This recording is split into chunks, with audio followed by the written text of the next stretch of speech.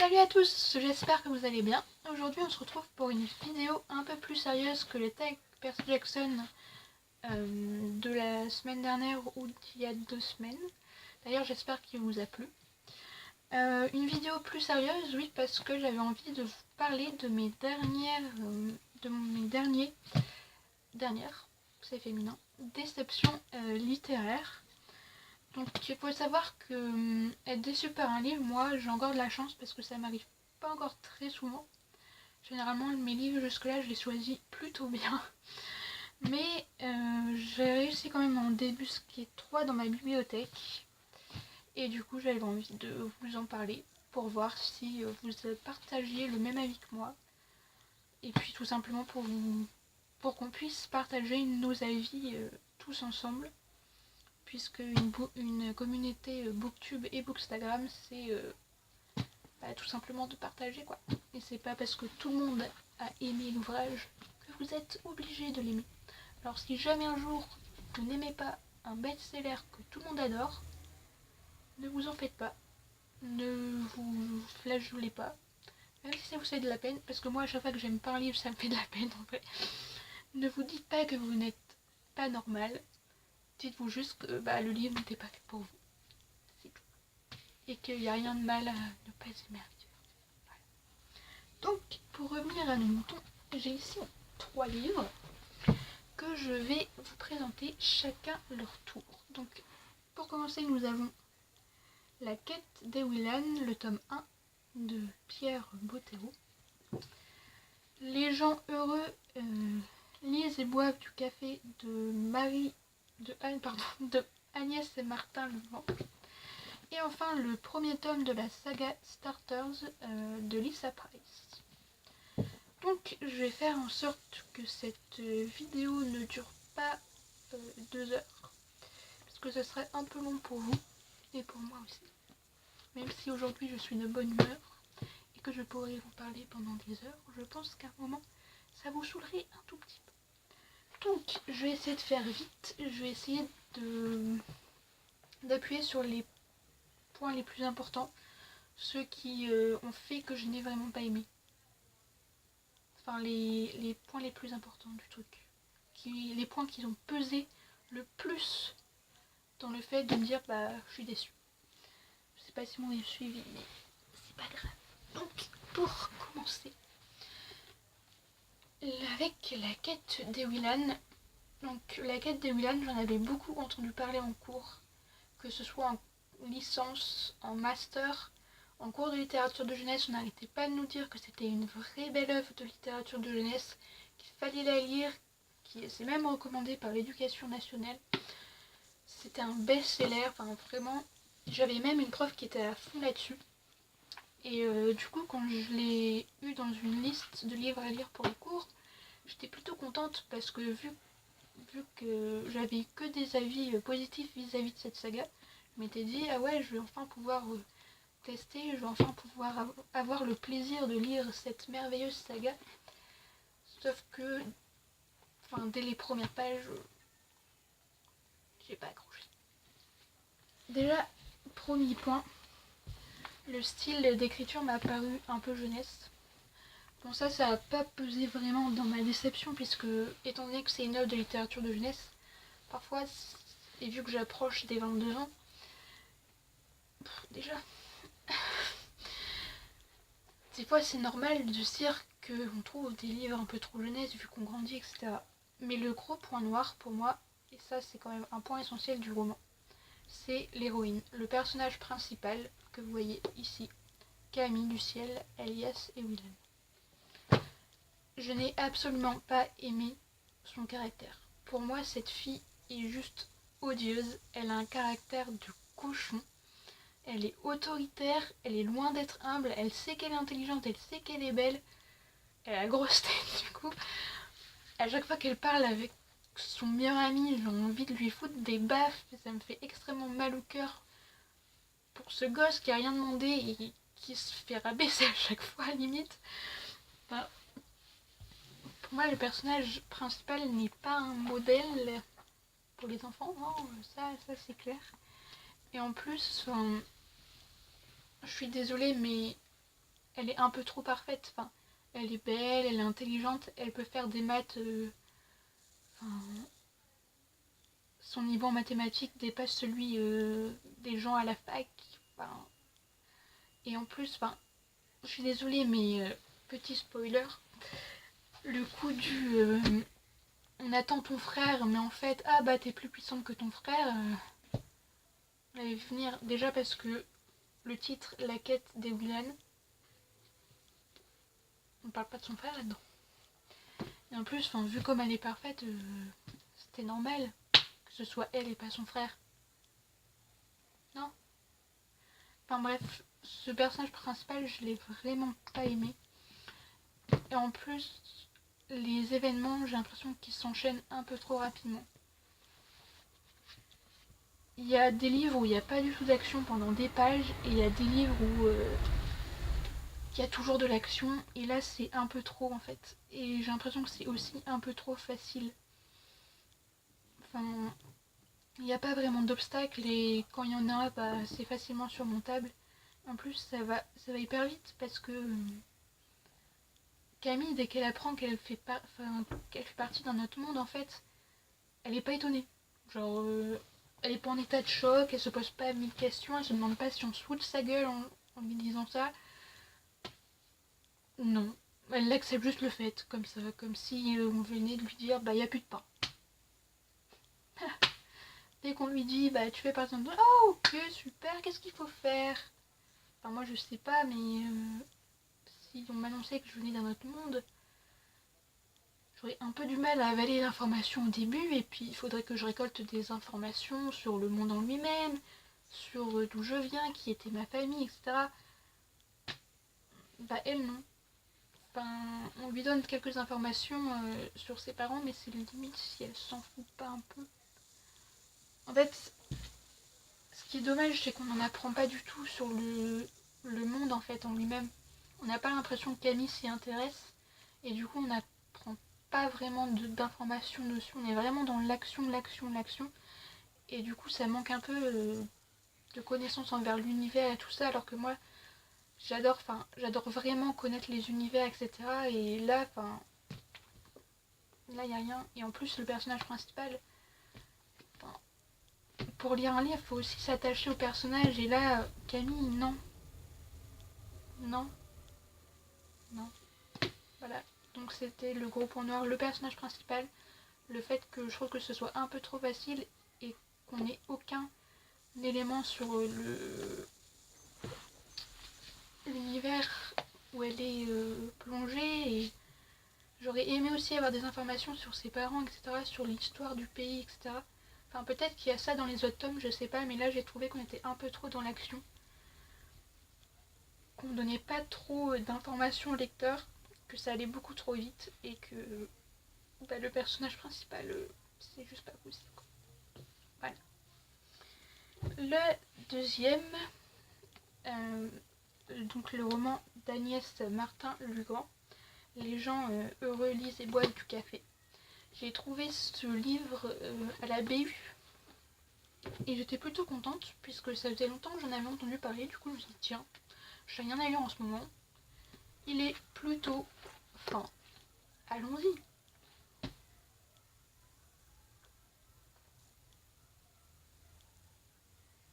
Allons-y pas.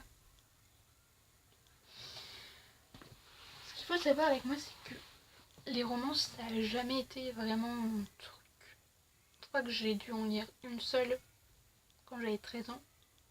Et ensuite, voilà quoi. Et en plus, c'était même pas une romance à proprement parler, parce que c'était avec les personnages arthuriens, Arthur et la table ronde, et du coup, ça avait une dose de fantastique aussi. Et je pense que je l'ai lu plus pour le côté fantastique que pour le côté romance, du coup.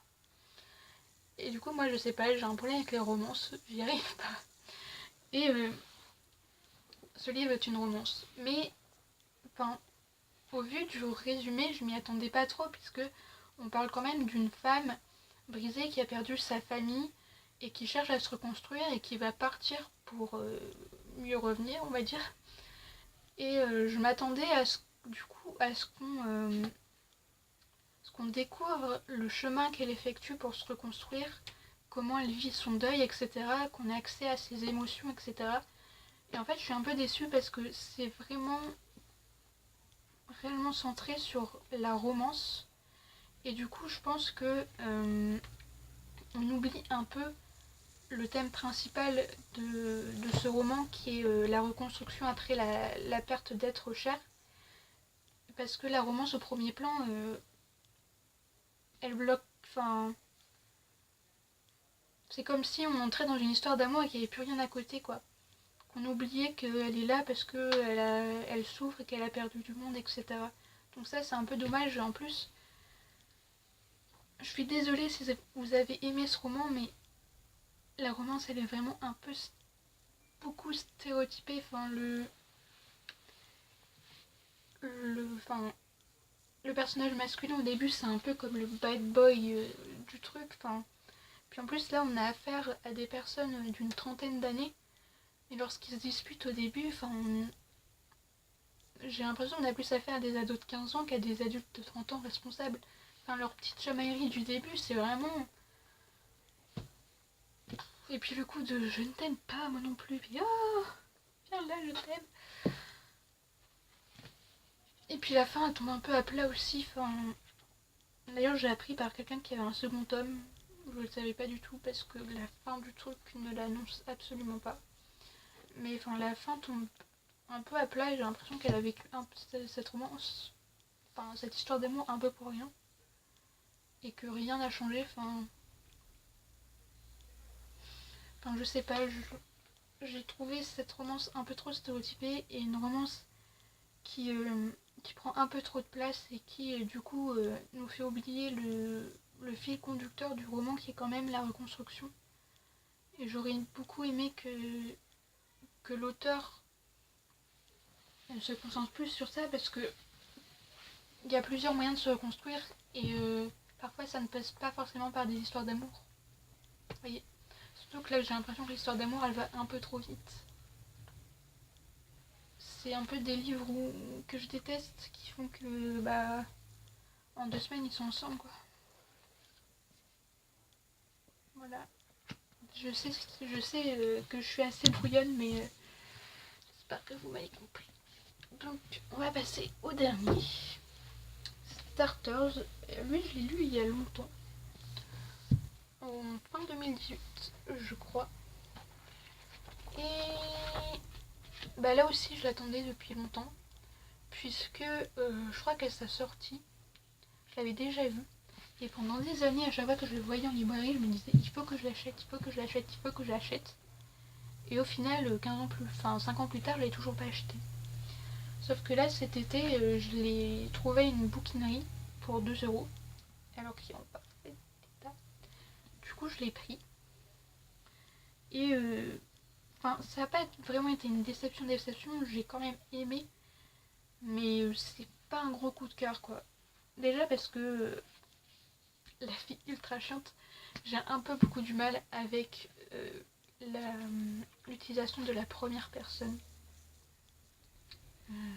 lors d'une histoire, du jeu et aussi du présent. Pour moi, une histoire, ça se raconte avec la troisième personne du singulier et avec l'imparfait et le passé simple. Du coup, j'ai vraiment du mal avec ça. Là, c'est au présent et première personne du singulier, et franchement, j'ai vraiment eu du mal. Après, ce que j'ai bien aimé, c'est que c'est un point de vue interne, du coup, ça nous permet vraiment de découvrir les pensées de Kali. Mais le gros point noir, je trouve, c'est que ça avance pas trop vite. Oui, dans la quête d'Evelyn, ça avançait trop vite, et là, ça avance pas trop vite. En fait, ce que je veux dire, c'est qu'il y a un problème. C'est que, enfin, je vais vous spoiler un peu, mais en fait, Kali, elle va prêter son corps à quelqu'un d'autre. En fait, il y a une société qui paie des jeunes gens pour que des personnes âgées louent leur corps un certain temps pour redevenir jeunes et beaux et faire des activités et tout ça. Et Kali va louer son corps, mais à un moment donné, il va y avoir un problème avec sa puce et elle va pouvoir reprendre possession de son corps et entendre en même temps la personne qui emprunte son corps dans sa tête. Enfin, celle qui a loué son corps lui parle et lui dit qu'elle avait un plan, qu'elle voulait utiliser son corps pour aller tuer quelqu'un, etc. Donc elle veut à tout prix que Kali le fasse quand même, qu'elle aille quand même tuer les trucs. Enfin, voilà. Et il y a tout un complot. Et en fait, enfin, il y a toute une enquête à mener et tout ça, je vais pas trop vous spoiler. Mais j'ai l'impression que... Je sais pas si vous avez déjà lu Le Seigneur des Anneaux, mais dans le premier, et surtout et aussi dans le Hobbit, il se passe pas grand chose. C'est-à-dire que les hobbits le Hobbit et les nains ont beau être en mission. Ils vont aller passer 2 mois chez les elfes, comme ça, comme si il n'y avait pas la fin du monde qui les attendait au tournant. Et bah c'est un peu la même chose avec Starters, c'est que Kali elle a des trucs à faire, elle veut retrouver son frère, elle veut arrêter l'entreprise Starters, etc. Mais elle va quand même passer beaucoup de temps dans sa nouvelle vie. Enfin, elle va prendre le temps de faire des rencontres, de tomber amoureuse, de profiter de la salle de bain, de la maison, de sa locataire, etc. Enfin, et ça, j'ai pas trop compris. Voilà. Enfin, t'as une mission à mener, donc faudrait peut-être que tu bouges le cul. Et que tu ne restes pas là comme ça à rien faire. Pour vivre ta petite vie comme si de rien n'était. Enfin voilà. Du coup, ça m'a un peu énervé, mais voilà. Enfin, je sais que des fois, ils font ça aussi pour...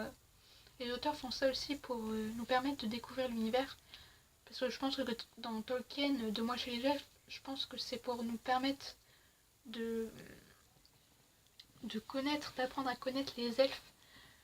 Mais des fois c'est long et des fois c'est inutile.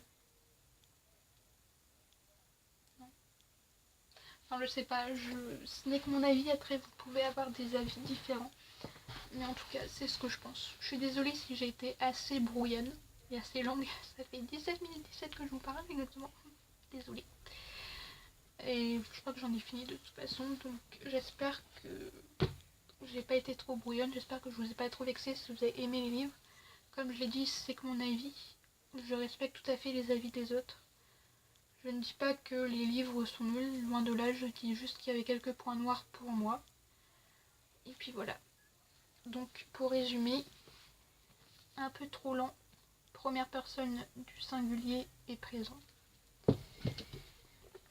Romance qui prend un peu trop de place et qui du coup nous fait oublier le fil rouge, le fil important de l'histoire. Et personnage principal auquel on a beaucoup de mal à s'attacher. Vocabulaire trop jeunesse, trop d'action, trop facile. Et voilà, c'est maintenant la fin de cette vidéo. J'espère qu'elle vous aura plu. N'hésitez pas à aimer la vidéo si elle vous a plu, à vous abonner à la chaîne si ça vous dit, à aller jeter un coup d'œil sur mes autres vidéos, que je vous mettrai peut-être le lien du Tag Perception ici. Et puis on se retrouve je ne sais quand pour une nouvelle vidéo. N'hésitez pas aussi à me rejoindre sur Instagram, sur mon compte Bookstagram Evening Till Apollo. Et puis voilà.